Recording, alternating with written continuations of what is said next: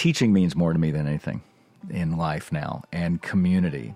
I have the gift of making a living doing this, which is difficult, but it's still a gift. And, my own inclinations these days is, instead of trying to be the best player at anything, is how can I use this to bring people together?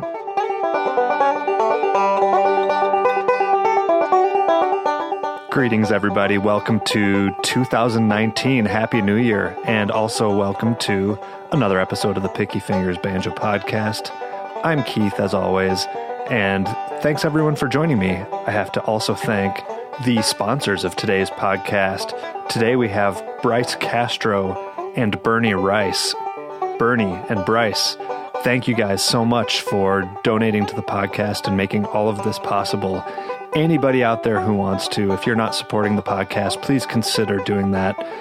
You can do that by going to patreon.com/banjopodcast and make a small donation to keep this whole thing up and running. I love doing it, and I'm always gracious for any support that I get from you listeners out there. For anybody looking for other ways to support the podcast, you do the usual stuff. You share the links on social media. You can subscribe and leave a good rating on either iTunes or whatever other podcast platform you listen on. Another thing that I'm a big fan of as a way to support the podcast is something that one of the sponsors for today's podcast I mentioned, Bryce Castro. I was communicating with him, letting him know that he was going to get a shout out on this episode. And he mentioned that he discovered the banjo player Mike Munford because of the episode here. And now he's going to see Mike's band, Frank Sullivan and Dirty Kitchen, because of it. So that's something that's also really important is letting these players know that you're at their show because you heard them on the podcast. That lets them know that it was worth their time to sit for these interviews that we all enjoy hearing. Other than that, any other feedback or questions or anything, feel free to always get a hold of me. pickyfingersbanjopodcast@gmail.com is how you get a hold of me. Always love hearing from everybody. I get email questions every day from everything from banjo setup, which I don't know if I know much about, but I'm always happy to give my opinions about things, to just questions about the episode or recommendations for other guests, and I enjoy hearing all of that, so keep it coming. So I already acknowledged at the top of the podcast that this is the first episode of the new year, and I wish you all a happy new year. And as with many of you, of course, it's a time that we all sort of take stock of what's going on in our lives and reflect a bit. And it occurred to me that it was probably last year's New Year's resolution, or maybe not quite a resolution, but it was during this period of reflection that I think I started to decide to do this podcast for real. And sure enough, I went back in my phone and I was able to find my exact text message from, this is January 2nd, 2018. So this is the Picky Fingers spoken word portion. My text message from January 2nd of last year from me to the guest of the first episode, Davy Jones of Frontier Ruckus. So here's verbatim my message to him. Hey bud, Happy New Year. How you been? I have a somewhat ambitious idea for starting a banjo-oriented podcast, and I'm wondering if you'd humor me by being involved in an episode as the guest interviewee. I have little to no framework for this as of right now, so it may require some patience on your part, but I think it could be very good. I can explain much more about my concept, but let me know if you'd be into that at all. And so that was my text message to him, and then Davey changed the course of the banjo universe forever by being very supportive of that idea and really egging me on. And I can honestly say that if that first interview had not gone well, I probably would have just given up because I didn't know what I was doing. I don't know how to do any of this podcast stuff. I still kind of don't, but it really energized me to have support from him. So thanks, Davey, and thanks all of you who have been listening from the beginning. It was just a year ago today, basically, that I really decided to get this going, and I'm really happy I did. Today's episode features Bill Evans, and Bill probably doesn't need any introduction to any of you. He's very well known on the banjo scene, and he does a pretty good job during the interview of kind of laying out his experience and the different bands that he has played with or does play with. but suffice to say, he's one of the better known banjo players, banjo teachers, banjo scholars. He really kind of does it all. And I've known him for quite a while, and I see him around, and he's always the same, which is to say very approachable, very supportive of other players, regardless of what level they are, very generous with his time and his knowledge and his expertise, and just an all-around great guy to know. So I was happy to get to sit with him. This was the one that I recorded at the Great Lakes Music Camp that I had the fortune to be on the faculty with. Bill and I were the banjo instructors. So this was recorded in a small cabin on Lake Michigan with actually some of the campers in the audience, and they keep mostly quiet. I was hoping they would pipe up a little bit, but that's cool too. They were very attentive and an appreciative audience. But if you hear some random noises in the background or hear us maybe make a few extra comments to people on the side, that's what that's all about.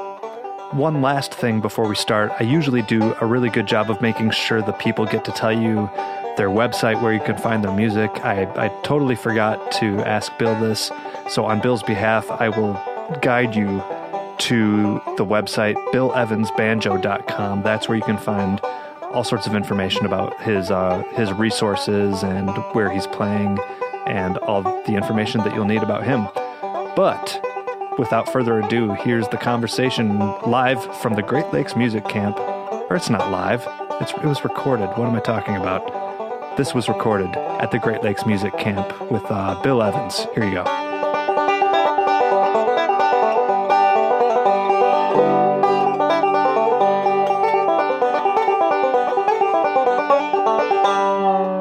So from the blustering, cold, windy shores of Lake Michigan, or maybe it's sunny and warm. We never really know until we actually go outside. But here in the podcast listening space of your mind, it's warm and comfortable. It's a warm, small fireside cabin.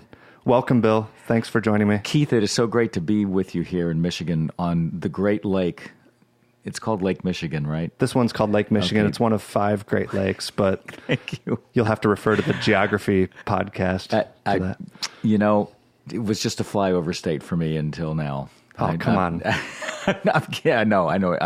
Everyone's turning off the podcast now. No, it's been wonderful here at the Great Lakes Music Camp, and it's great to see the scene that you in part have created and a lot of other musicians, young and old, and there's a lot of stuff happening here, and it's terrific. It's nice to be able to collaborate with both domestic Michigan people and those from elsewhere too, including yourself. So since we're here to talk about banjos, though, let's steer this shit back on track. Tell me how you first discovered the banjo, what got you into it, who were your first influences? Well, what changed my life was changed when I was 7 years old and turned on Ed Sullivan on February 8th, 1964. Ah, yes. And that was a Sunday night, and that was the Beatles' first appearance on American television. And I grew up in Norfolk, Virginia, in a suburban neighborhood, and with a lot of kids that lived on the block. And pronounce that name again? Norfolk. That's the native pronunciation, okay. Norfolk. More geography. I sense a theme. That may be the one thing that's the most useful thing that everyone learns from this broadcast is how to pronounce Norfolk. Norfolk. And, I felt like I went to school the next day as a 7-year-old kid knowing what I wanted to do for the rest of my life. Which was? Be a musician. Oh, okay. Do that. And so, I took up fingerstyle guitar, teaching myself as like an 8-year-old. And then... you owned a guitar already? No, I had to wait. I had a borrowed guitar, and I had to cut grass on the block for a couple years, and I would go buy records and with that money. And I did get a guitar finally for Christmas. I knew it was coming. And then just learned finger picking. I really wanted an electric guitar, but that was not allowed in the house. Yeah, so I got an acoustic guitar. And then... I learned in a funny way that is very indicative of my life, though. You'll connect with this. Is that I would go down to the music store, the corner music store, and buy Peter, Paul, and Mary guitar tablature books. And I would learn how to play fingerstyle guitar without actually hearing the record.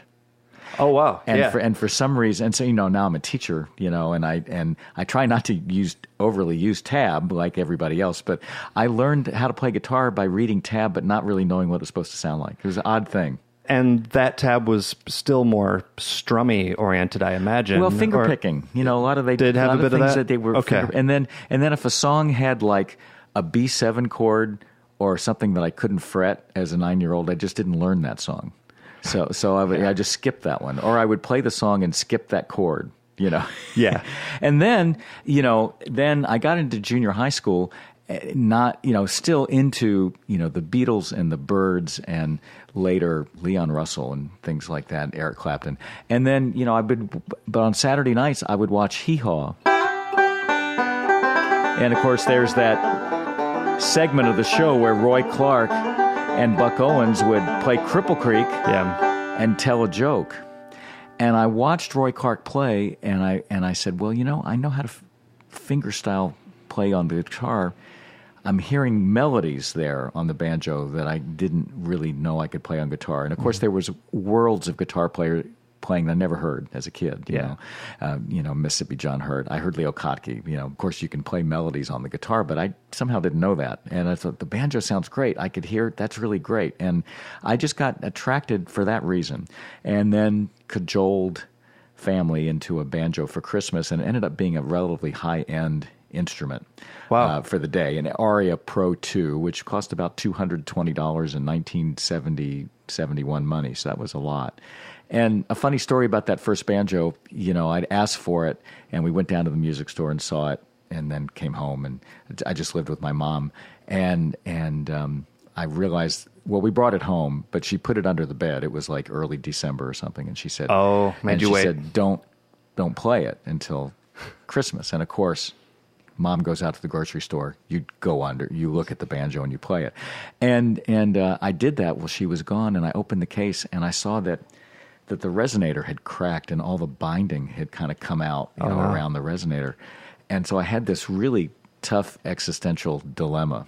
Of knowing that there was this problem. Yeah, I'm not supposed to look at the banjo, but yet I know that it's broken. Was this supposed to be a new instrument? Yeah, well, when I played in the store, I didn't see it. And so it wasn't sold to you as a used instrument, though, or a secondhand. No. Okay. And so what ended up happening was, of course, I said something to my mom, and so she looked at it, and then she said, "Get in the car. We're going back down to the music store." And I was so proud of my mom at this moment. She marched into the music store and said, "You sold my son, a banjo that's broken. Look at this." And it turned out he had two. Oh, good. And so there was one in the window that was the one I looked at, but then he went into the back of the store and gave me the one that was, and he may not have known, but he traded out. Yeah. And then it went back under the bed, and she said, definitely don't play this until Christmas.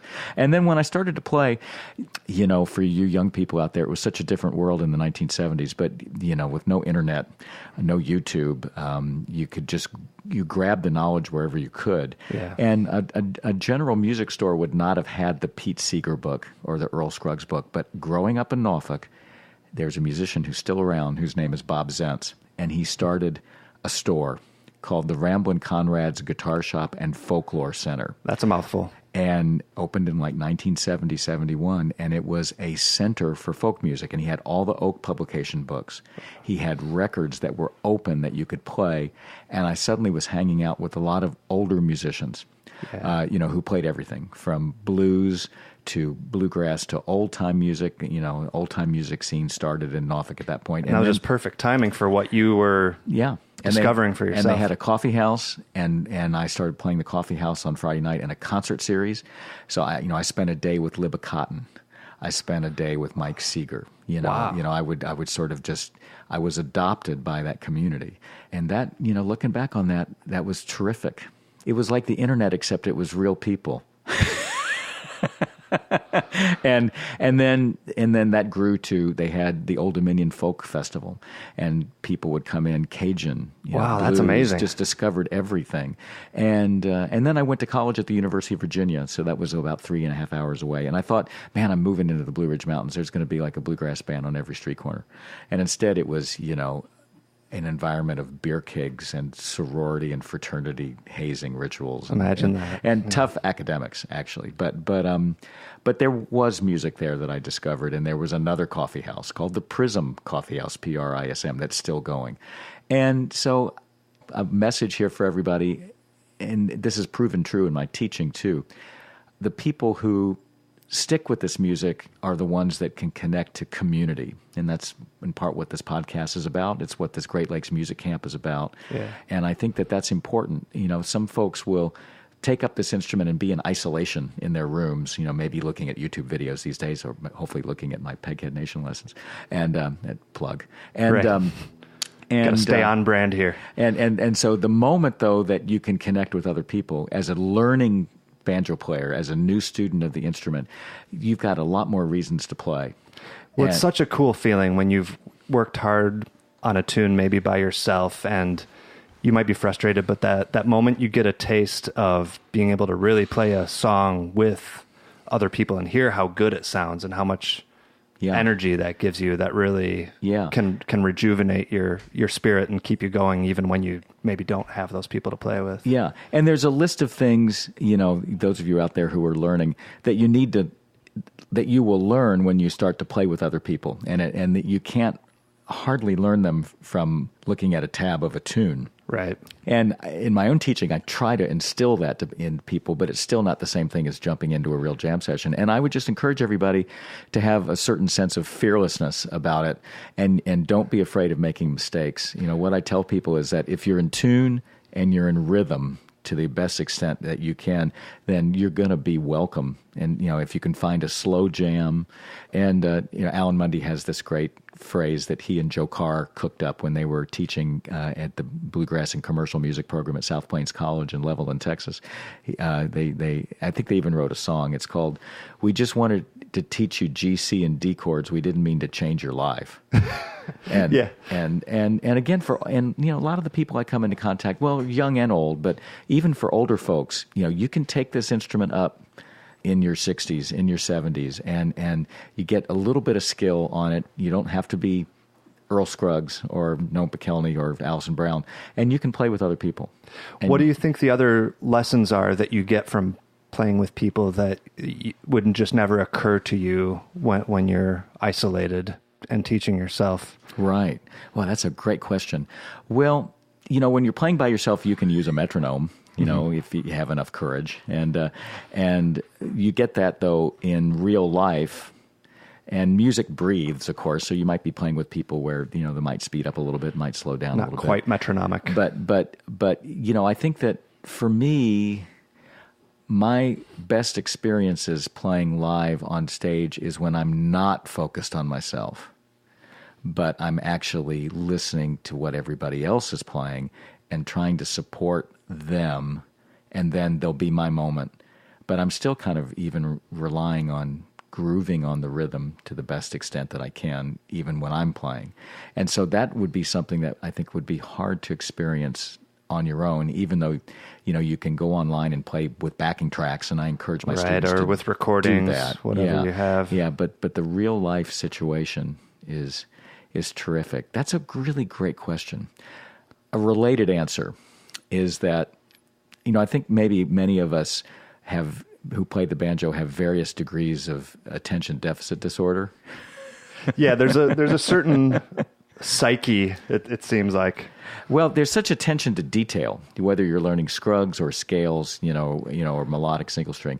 And I spent, this is off topic a little bit, but somewhat directed to your question. When I was spending hours and hours by myself, I was even in a band at this point, but my own practice, I went through a book called Patterns for Jazz by Jerry Coker, which back in the 1970s, that was the book. And I think it's still more or less like a rite of passage kind of. Yeah.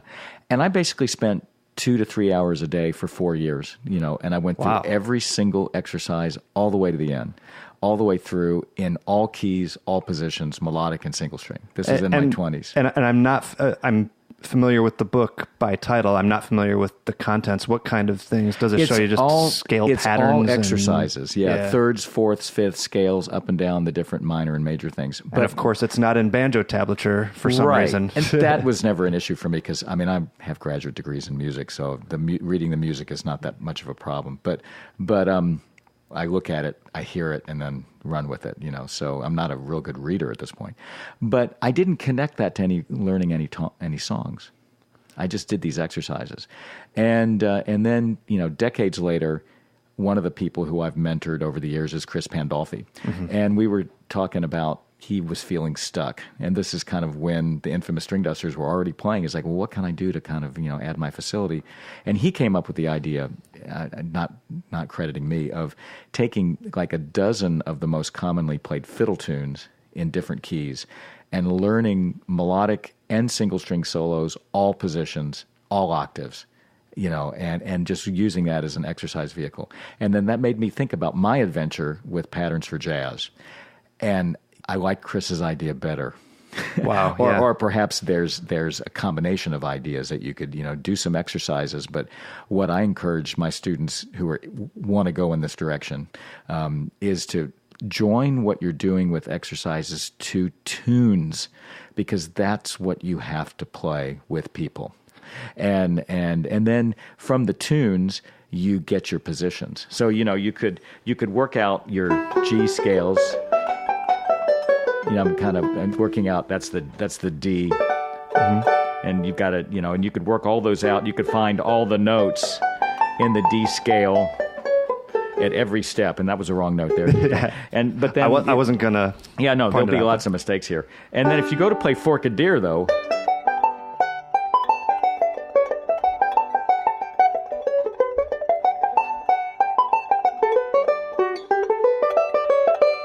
that was just using a couple positions, and you're actually playing a tune, but you're putting to use, you might have played as an exercise, that kind of thing, but play a tune, and so then when you get into a session, you can use that knowledge. I'm very interested in this because that is part of what I really wanted to ask you. Is you have a pretty impressive roster of former students. You mentioned Chris. What did Greg Gliss was my You tell me, I don't want to say something student. wrong. And hi, Greg.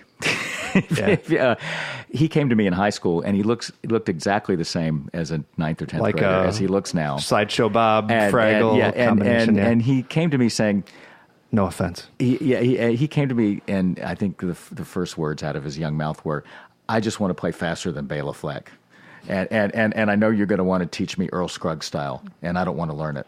And I just said, well, how are you going to play with anybody else? And he ended up learning Scruggs style from me. Okay. And he took lessons as a kid. Despite his best efforts. Yeah, and then, of course, he has created an incredibly innovative technique and has had lots of great success. And so, that kind of ingenuity and creating something new is to be credited. It's awesome, What are some other approaches that you take with an advanced player like Pandolfi or like some of these other guys? Jamie Stone, Eric Yates, Corey Walker to a certain extent. When he came to Nash Camp when he was a kid. And one thing that I feel like I can offer is solidifying the right hand is what I've tried to do with these people. Mm-hmm. And I sort of have a very strong kind of background in right hand from looking at Earl, but really I've spent a lot of time with Sonny Osborne, right. And I've spent a lot of time with J.D. Crowe. And I think that most of us would agree that those are great right-hand models. Of course. However, the paradigm changes a little bit, and these days, especially if you're playing single string and melodic, perhaps there's some different right-hand considerations that have to be considered. But with a lot of those students, we'll look at the different things you can do with your hands, the different things you can do with your picks. Ergonomically is what you're saying, different things. And I have changed, at first I was just always trying, years ago, I was trying to just make everybody look like Earl, and then if they had big, long hands like JD. Yeah, I was going to say, hopefully not look too much like JD, but I don't do if that. The result is the same. But I don't do that anymore. And if you look and see, for a student, for the listeners here, I think the important thing is just look closely at what people are doing and then experiment and listen to yourself. And so there's a lot of moving pieces here. There's like, how much arch do you want to have to your wrist? Do you want to keep one finger down or two fingers? Is your wrist angled? Is it straight? What is the angle of the neck on your banjo? That's one of the big things that I will do with a student first of all, is that oftentimes I think people hold the neck too high, and because they're worried about the chords, and then the banjo, then that compromises your right hand technique. Your thumb might be way out in front of your other fingers. So you've got that. Then you've got the picks. Oh my God. How are you going to hold the pick straight? Or are you going to bend them back? And then you could fit them on crooked on your finger or straight.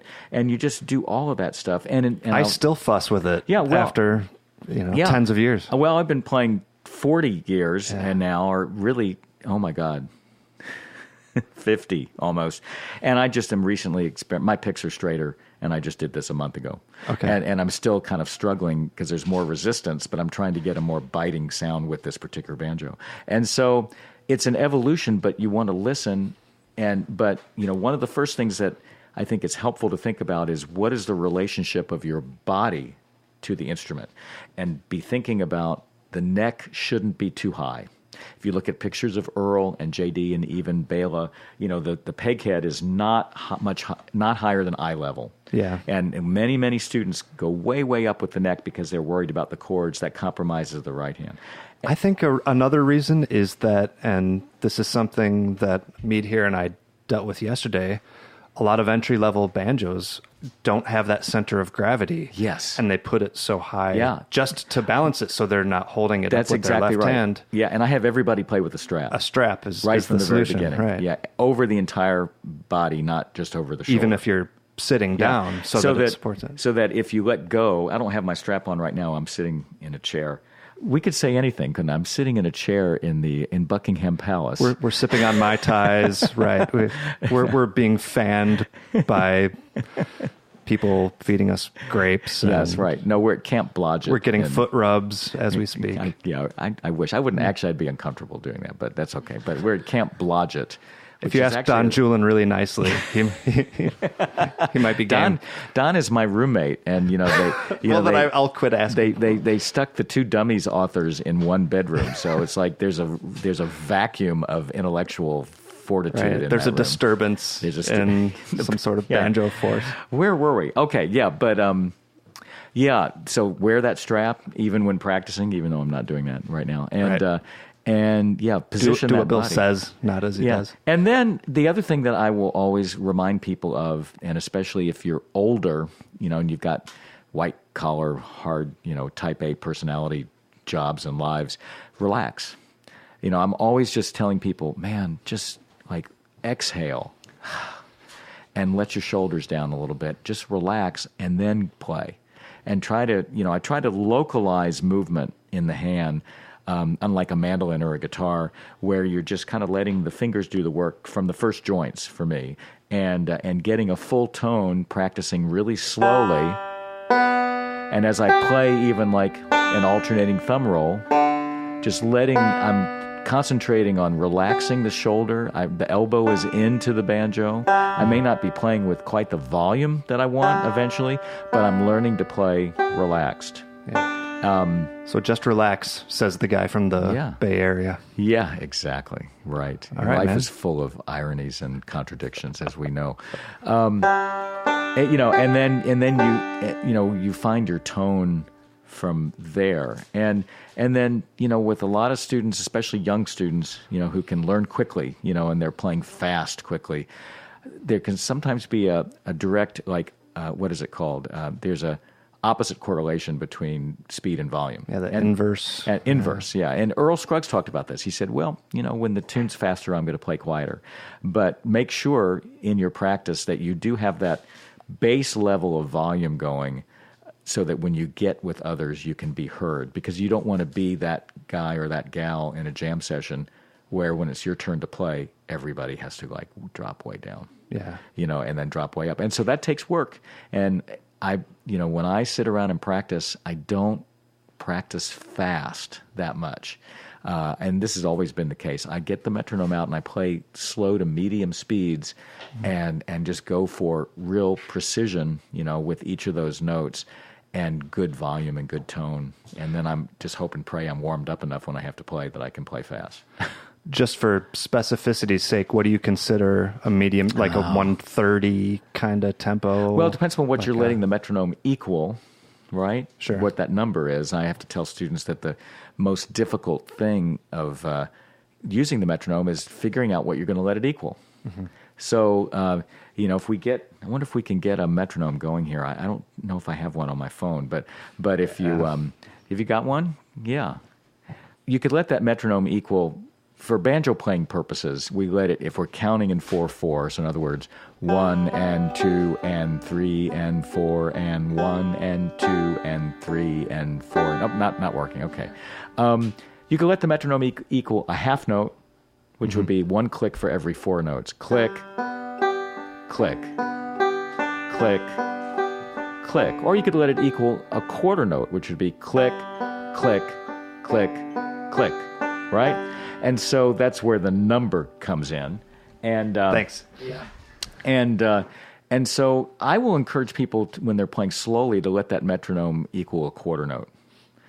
Just because you've got more help coming your way. More guideposts. Yeah. But then you could pretty quickly get that up to 180, 190, and it's sounding like a Geiger counter, and it's a little bit frantic. And then cut it in half. And now you let it equal a half note. And there's a Boss metronome that has little sliders. It's a big unit that does that automatically. I just use a simple thing and just reduce the number. And then you've got a whole new ceiling where, if you let the metronome equal a half note, when you increase the speed, you're actually increasing it at twice the rate that you were before. And then, for me, I've noticed this alarming trend where a lot of my instrumentals are 120 beats per minute to the half note. And sometimes you don't think about this till you are like mastering an album. And you're thinking, oh, what cuts am I going to put in a row? Oh, those are all the same tempo. Oh, gosh, didn't think about that. Are they at least in different keys? Yes, yeah. Right. So 120 is a pretty good clip. Mm-hmm. But that's how I use the metronome. And the thing I like about it, especially for my students and for me, is that it kind of takes away feelings of lack of self-worth.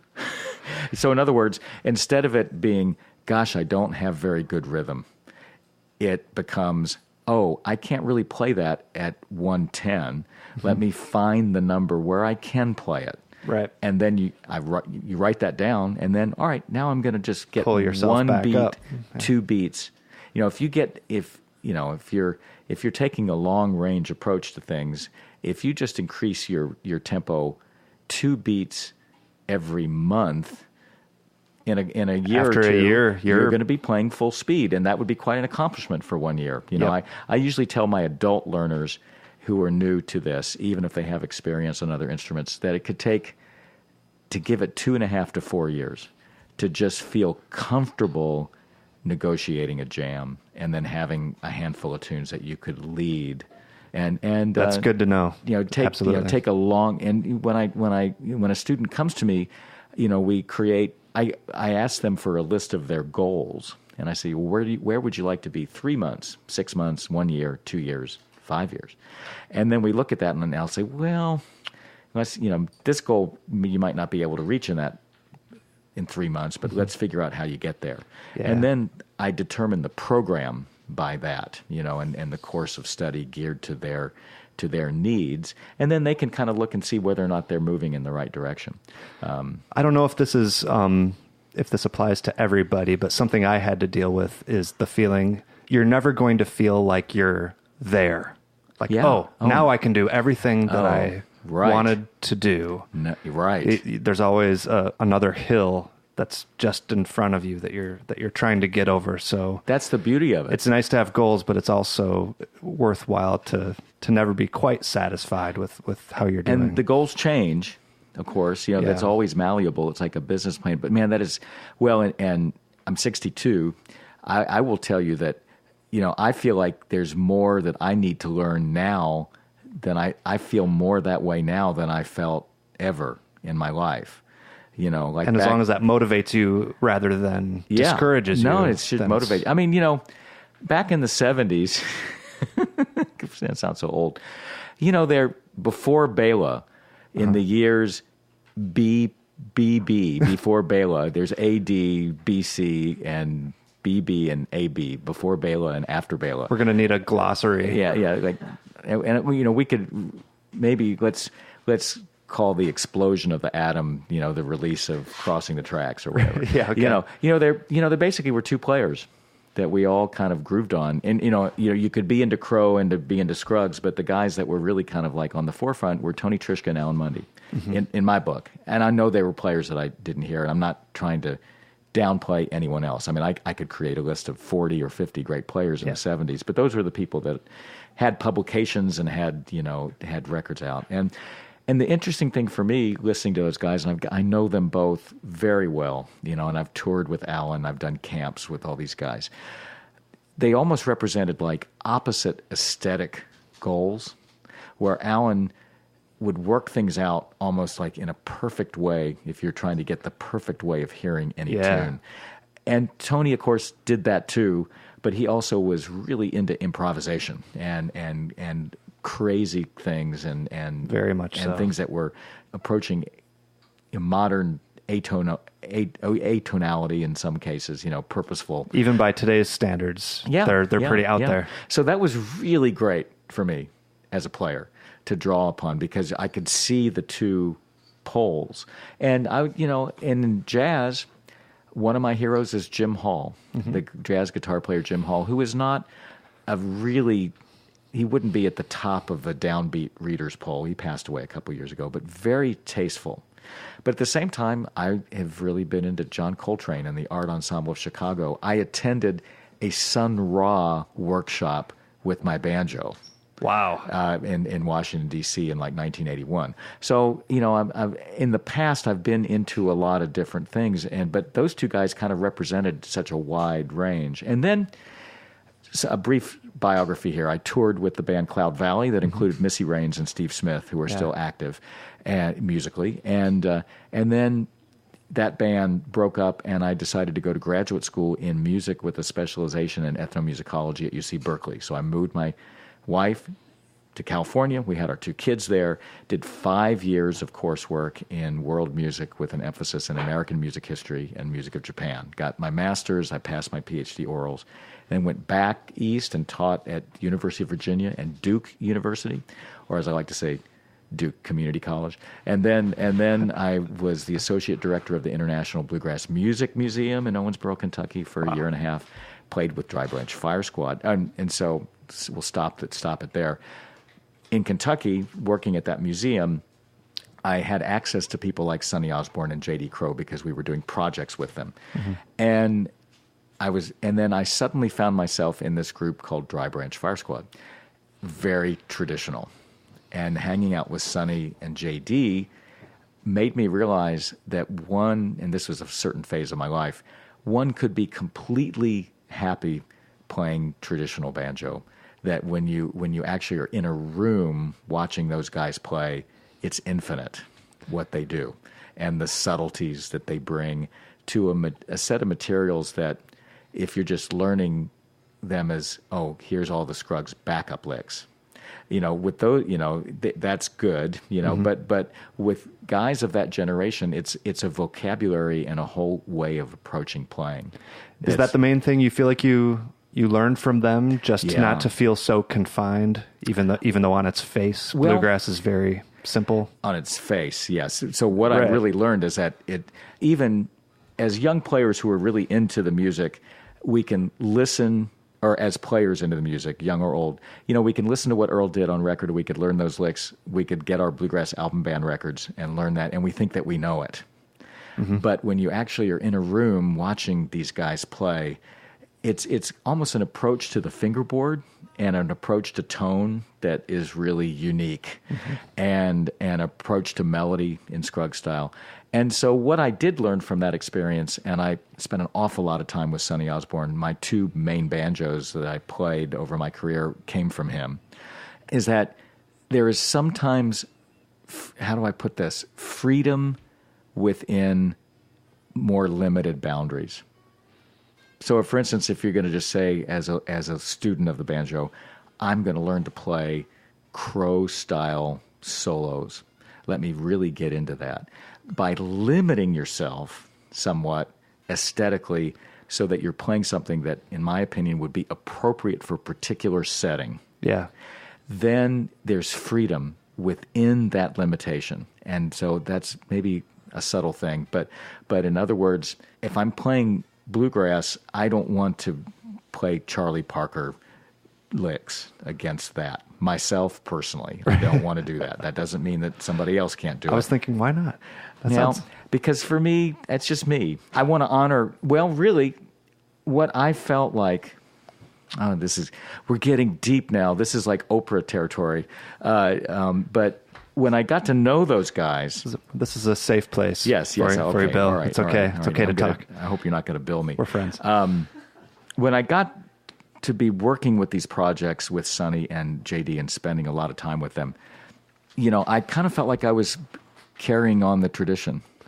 And because I could turn their music into tablature books and videos, which I produced, for Homespun, for Sonny.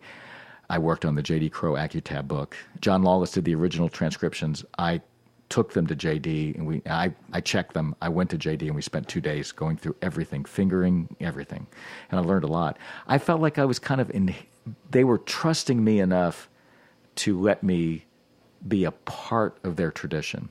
And so for me, that's really important. Yeah, that's so cool. That's really important. And as a person who has studied anthropology and folklore and ethnomusicology, I still believe in community and tradition. And so I felt like a responsibility to them.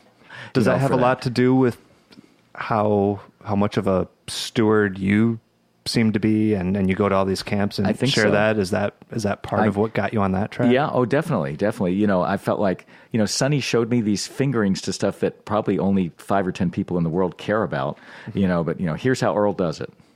Are you sure? Oh yeah, that's definitely how Earl does it. Huh. And then, by just totally being a disciple, in that way, I ended up learning. It opened me up to, could create my own music through that creative, the stuff that you learn, you then integrate into your own playing.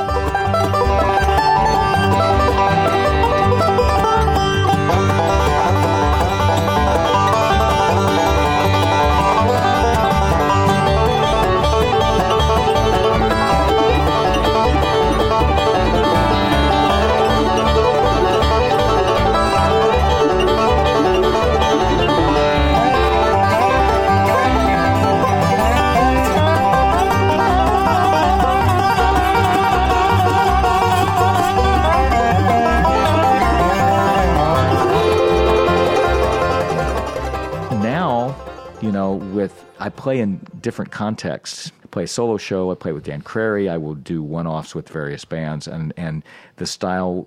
And I have a pretty solidly traditional bluegrass band in the Bay Area that plays once a month, and I will play differently according to that context. And so I'll sometimes have younger students who want to learn Noam Pikelny stuff and Alison Brown, and they'll come to the gig that I do every month. The group is called Bangers and Grass. It's got 2 guys from David Grisman's band, and they hear that, and then some months will go by, and they'll hear me in another context, and they'll say, "Oh, I had no idea you could do that. I saw Bangers and Grass, and you just did that." And I said, "Well, it's because that's what fits in that context. I'm not going to play that, I'm going to play bluegrass." And again, maybe it's just the age, you get older and you just want to do that. But for me, it's being part of that tradition. Yeah, there are different degrees of that. There are people who feel like you shouldn't play mandolin solos and Flatt and Scruggs songs. And, I don't go that far. And things like, right. Yeah. The same kind of thing. But I have to say now, because the world has changed, the bluegrass scene, whatever we want to call it, has changed. I'm really open to anything, and I'm open to teaching students anything. And as life and time goes on, I see kind of less interest in Scruggs style and Crowe style among younger players, and that's okay too.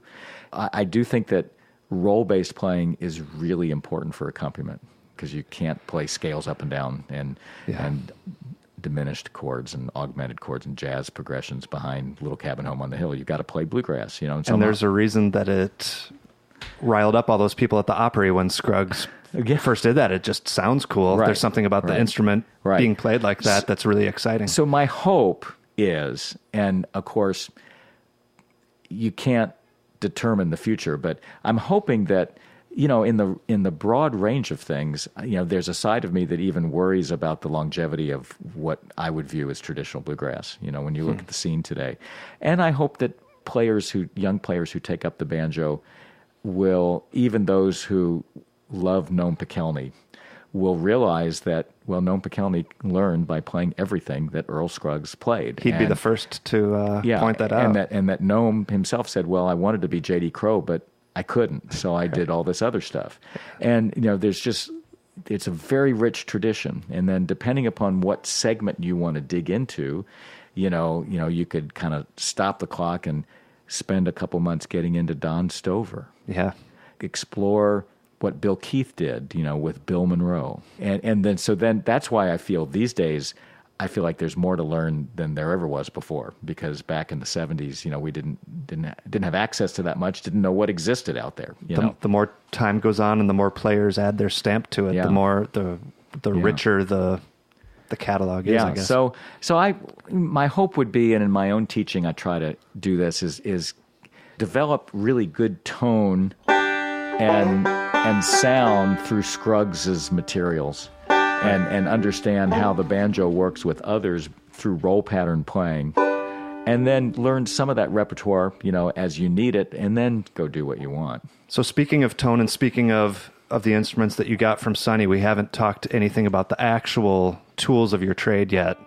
Tell me what you have here. I know that this is a new instrument for you. Yeah. There's a banjo player who was a friend to many of us in the community whose name was Jim Rollins, an East Coast guy at South Carolina. And he collected old banjos and was just a friend to everybody. He would show up at gigs. If there were meetings of pre-war Gibson gatherers, he would bring his whole collection. Just loved being in the community. And a good player, too. He tragically died in an auto accident about a year ago, and Charlie Cushman is beginning to help the family with finding homes for his collection of banjos. So this is a 1929 Granada, the first batch out of the Kalamazoo factory with the one-piece flange, and this has the original flange. The force of the skin heads bent these flanges. Right. So when you look at these, it's pulling up a bit. This one is pulled up severely, quite a bit, all the way around, but it's still present. And original stretcher band. A period era armrests, which were with an engraving of the owner, E.M. Kip. But it had an internal mute as well, and this is not the kind of armrest that would have been used with an internal mute. Original tailpiece, and it has a Blaylock ring made to Ronnie Bales' specification. So there is kind of a network of builders and Gibson aficionados that people don't hear about because they're older and they don't spend time on the internet. Yeah. And Ronnie Bales is one of them. Great, wonderful builder from Eastern Tennessee. Okay. And then there's even a network of people who sell these parts. Sometimes I think, and banjos, sometimes I think it's just a group of guys that were just selling everything to each other, you know. But a lot of times these sales occur, they're never public. You know, they never show up at Elderly or whatever. But they have their list of people who to call, and that tends to. Who built the neck on that? Frank Neat. Okay. And you know, I have struggled for decades with the idea of a radius fingerboard versus a flat fingerboard. And I have banjos with radius fingerboards that I've owned. And my relationship with Sonny Osborne, sometimes what he says is so outrageous, and it turns out to be right. Wow. Almost always. So what is it that you're thinking of in this? One of the things he has always said is, you will never get as good a tone out of a radius fingerboard neck. I don't care how many necks you have made, what the wood is, as you will out of a really good flat fingerboard. Don't tell me this, Bill. I'm sorry. And in my own experience with these old banjos, that's been true. With the new banjo, it doesn't make as much difference to me. What do you think the difference is? You know, you have to have a radius bridge. If you go with a higher bridge, that changes the tone. And when I'm thinking about these old banjos, I've got a particular thing in my head. So that's what I'm trying to get. Roughly like an Earl / JD Earl, thing? JD, Sonny, with a little more bass, not quite that bright. Yeah. And you try to bring out the bass in your hands rather than the banjo setup, And so with the higher bridge creates a different kind of tension, and if you put a fingerboard extension, and it's more than I know about, really can explain very well, but there's a certain kind of give in the strings that I want, and I've never been able to get that with a radius fingerboard. Interesting. It's easier to play some stuff, no question, but with these old banjos, I just really like a flat fingerboard, and so I've given up at this point in my life to try to get a good sound out of a radius fingerboard. Okay. For an old banjo. What are your other preferences in terms of, do you have a consistent bridge choice? I know you own several banjos, but Yeah, I also do a solo show called The Banjo in America. That's my main thing, in which I carry 10 banjos, but there only one of them is bluegrass in that show. I like to try to bring out the unique sound of every banjo rather than trying to make every banjo sound like some kind of model that I have in my head. And so, a mahogany banjo is going to sound different than a maple banjo. A Deering is going to sound different than a Gibson or a Neckville. And then try to work on playability, not have any buzzes. So it's more about the individual pairing rather than Bill Evans likes this bridge and will not use anything but. No. Yeah. So, for instance, I owned a Style 5 up until recently. I had to sell it to get this one. And Style 5 is 1927, what Ralph Stanley played in the 70s. Archtop, right. And I had Silvio Ferretti make a bridge. The original, what might have been the original Grover bridge still came with that banjo. Wow. And, it was really used, had deep pits in it, and had Grover stamped. It was an original 5-string. No, the neck was made by Randy Wood 30 years ago, but it's but the bridge, a Style 5.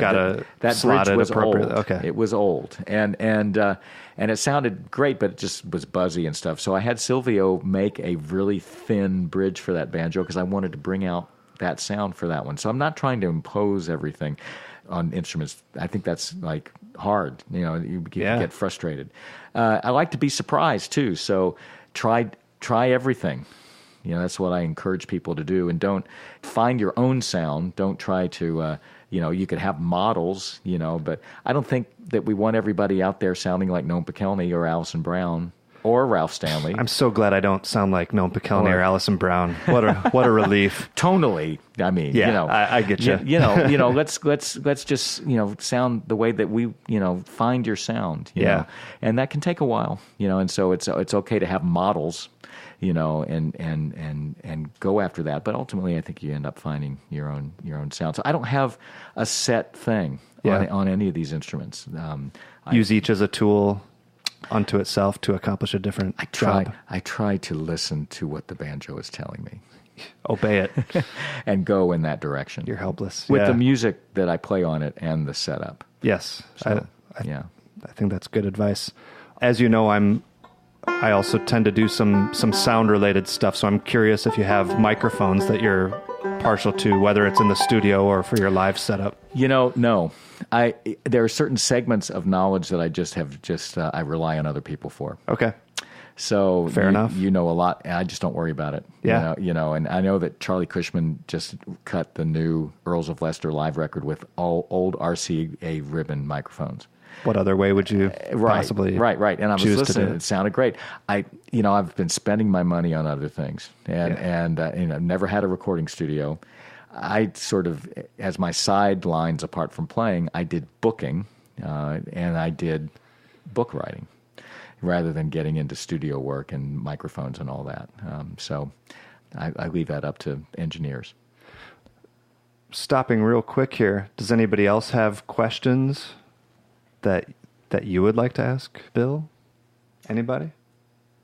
Keep it in mind. Just wanted to open the floor. We've got an audience of thousands here. Can you hear them? Sold out capacity crowd. Yeah. But enthusiastic and very good looking, I must say. Best looking crowd I've had for any of these podcasts. Let me just say one more thing, because this would be kind of an answer. You're not going to ask this question. But as I get older, I don't want to get too emotional here. Let me just compose myself. I lost my wife a year ago, after a 12-year illness. And 3 of those years were really intense, where my own grown children gave up their jobs. We all came home, and we were dividing. We had to live near the hospital during bone marrow transplants, and then keep the home running. It was very intense, and there was it was not a good outcome, but grace came into our lives in various ways. And so on the other side of this, teaching means more to me than anything in life now, and community.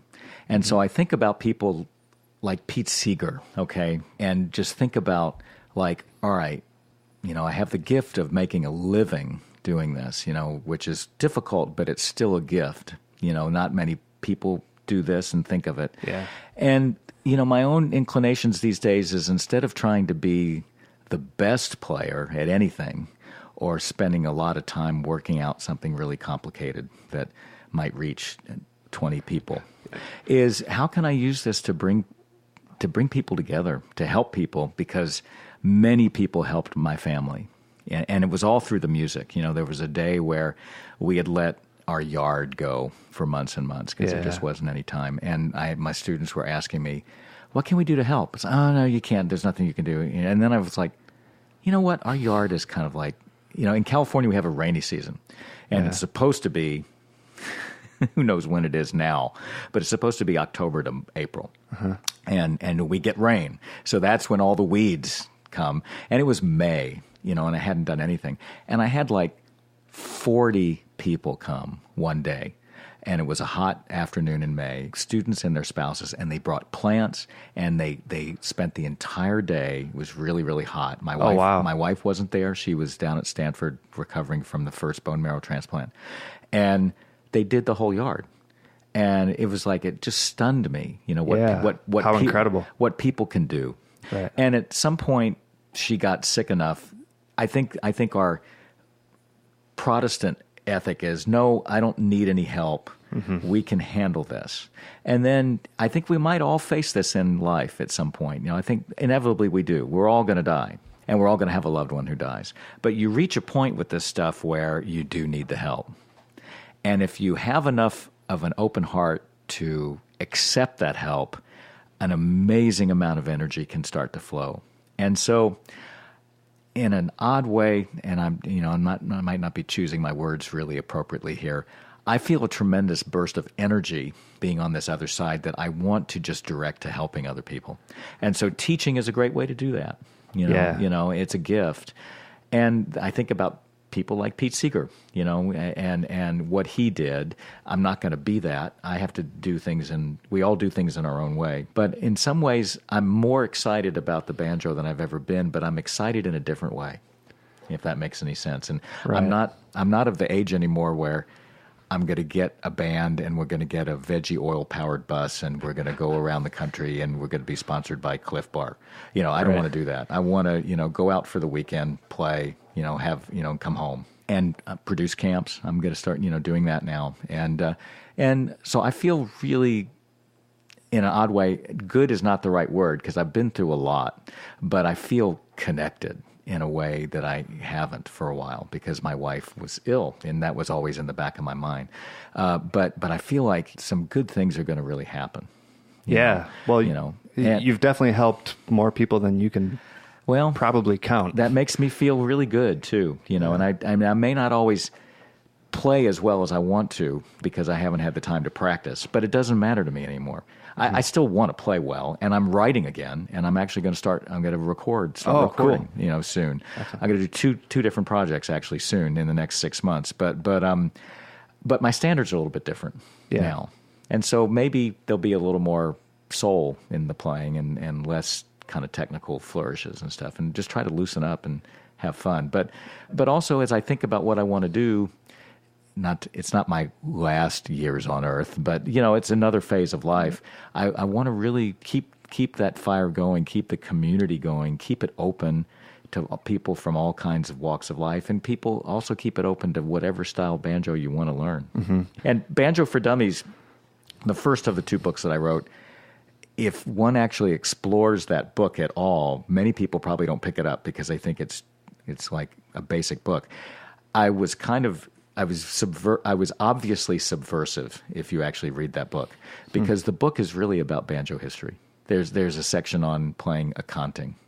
There's a section on minstrel banjo. There's a section on classic era banjo. And I talk about the black influence throughout the book. And then I teach clawhammer and I teach bluegrass, and I show you how to not get ripped off at Guitar Center on your first banjo purchase and all that stuff. But you know, it's the kind of a subversive message in that book about how long the history has been and all the different ways that one can make music. And that's what I try to do in my solo show too. So you do play some of that stuff in your solo show. That's Did you it. know that prior to writing the book, or did that book force you to maybe explore? No, it was all there. I've been doing the solo show for a long time. There were some events that you'll hear people my age mention in interviews. They were called the Tennessee Banjo Institute. Mm-hmm. There were 3 of them, I think, or 2 of them. I attended one. Mm-hmm. It was unbelievable. Everybody was there.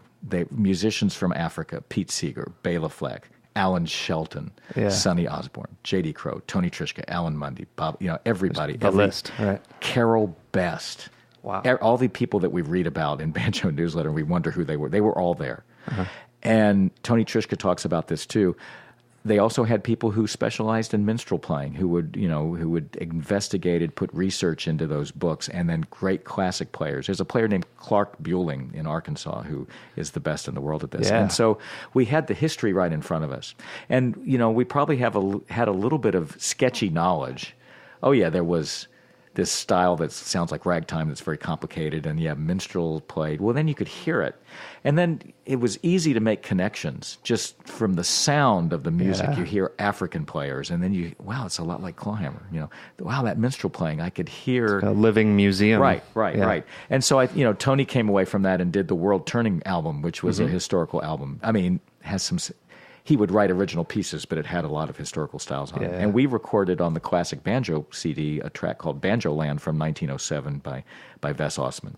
And so we both were into that. I'm not sure if Tony's still doing that show very much, but I continue it, and I've gotten deeper into it. And I love it. You know, I love doing it. I love exposing audiences to all these virtuosic styles it's great. on banjo that people haven't heard. And actually, when I come to camps like this, I never play any of that stuff. I mean, in all the years I've been at Midwest, I've never done any of that. You bust out some of the classic banjo. You have I particularly like your Home Sweet Home variations. That's a really cool one. I was playing it on a bluegrass banjo, though, I think, and it's not the same. Yep. You know, the fingers with the nylon strings. On the classic banjo, you really grab it and you hit it hard, and you can't do that on a bluegrass banjo. Right. But so there was kind of, so at any rate, I feel like, I'm not sure exactly what's going to happen, with my life and career, but I'm excited about everything. That's great to hear. Feel blessed and honored to be at every event that I'm in, that I get to be a part of. So to backtrack a little bit, you had set up a foundation. Is that correct? Is that still a thing that is No, happening? we're okay. Okay. Yeah, what happened with that was that the Freight and Salvage Coffee House, which is an art center in Berkeley that's long running, they kept wanting to help. Okay. And I'll tell you the story. Really, from early on, the executive director would email me and say, we want to do a benefit concert. And my wife would say, no, we don't need it. We don't need it. And then another year went by, another year, and every 6 months I would hear from Sharon Dolan, the executive director, we want to do a benefit concert. Nope. And it was the afternoon before my wife and daughter were leaving to move down to Stanford for 3 months for the second transplant. I get another email, and we're around the table for our last meal together. And I get an email. Well, we'd still like to do a concert. And so I presented that. And my daughter, whose real name is Corey Evans, and she's a well-known hardcore punk musician. Featured in the New York Times recently, I hear. Often, yeah. And she's been in 2 bands that have toured all over the world. Yeah. She came off the road to help. She's now living in Berlin. And, and I presented this idea once again. I don't know if you have editing capabilities, but, my wife would just sort of said, no, I really don't want to do this. And it was kind of quiet. And then my daughter, who at the time was like 23, 24, she said, what the F is wrong with you people? And then she said, why don't you say yes? People want to help. It's about them. as much as it's about you. Kind of goes to what you were talking about. And then she said, I'll take the effing money. Yeah. And so then my wife said, all right. And then we spent the summer, planning that concert, and it sold out, and then they sold more tickets, even to people who couldn't get in, double. And then they set up the foundation. Wow. And, truth be told, as a school teacher in California, my wife had great health insurance. And so we didn't have direct cost. I pity the folks who have to struggle with this, who can't afford it. My heart goes out to them, Yeah. It's a can of worms, but however, I agree. Yeah. But however, we did need the money, in the end. And it was used, to good reasons. But that foundation is not, that is... It's defunct. Okay. We're okay. Okay. Come take a banjo lesson. There you go. But or come hear a concert. But we're okay. And thank you to everybody who contributed. It meant so much. For various reasons with that nonprofit thing that the Freight and Salvage set up, I could not thank them publicly because I wasn't supposed to contact them. It's against some kind of nonprofit rules. Huh. So they'll all be listening to this podcast, I'm sure. Thank you. Yes. It's well appreciated. Yeah. It's obvious. Yeah. Well, we're out of time, Bill. We didn't even which talk about breaks my heart. Any banjo. I didn't even get to show anything. But hopefully we talked about a lot of great stuff. I think so. Yeah. And fortunately, I tend to run into you at least, I don't know, once a year or something like that. Do it again sometime. Yeah. We'll talk more about banjo stuff. Absolutely. It'll be great. Well, thanks again. Thanks for all of you. Thank you.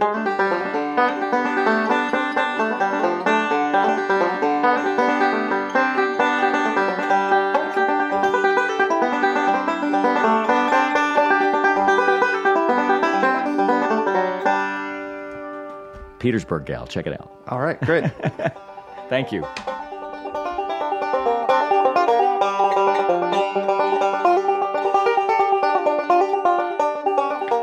And that's going to do it for this episode of the Picky Fingers Banjo Podcast, featuring the very well-known banjo player, author, teacher, scholar, Bill Evans.